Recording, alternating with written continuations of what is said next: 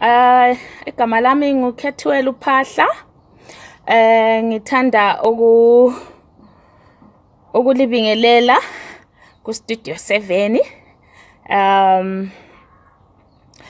Mina into engingayikhuluma ngumongameli wethu welizwe. Ngingathi angibonanga ubuhle kangako ngoba nginanzelela ukuthi lokho yena wathathayo la khona sesenelisa umnyaka, izinto zasuka zaba nzima ukudlula ubunzima obabukhona ngaleso sikhathi. Nginanzelela ukuthi abantu kube lokufa abantu kakhulu ngemva kokufa kwabantu kangako. Okunye okuhluphayo kithi ikhona lokhu ukuthi ungakhuluma into oyibona iwrong, usuka nje ungabi ngumuntu olungileyo emphakathini we government yakithi yaseZimbabwe. Bese nginanzelela ukuthi khathesi sikhuluma siseze nje abantu bayafa ezibhedlela, bafa nsuku zonke.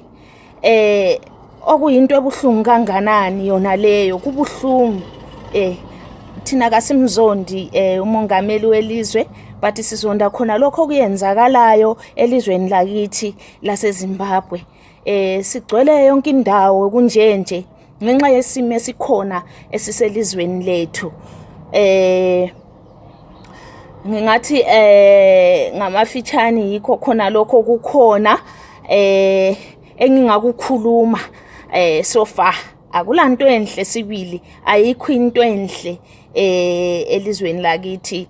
Kulobunzima, akulamali, imali itholakala emgwaqweni, ngeke uye ebank uthi uyayithola imali, kodwa emgwaqweni imali yikho etholakala khona. Konke lokho izinto ezinzima kithi esiyabe sifisa ukuthi mhlawumbe zingaba izinto ezilungisekayo, kodwa singela indlela yokuthi zingalungiswa zithiweni ngoba singela amandla okufinyelela khona ngale kwaba yiba abakhulu abathwe ababambe wona umhlaba wakithi waseZimbabwe.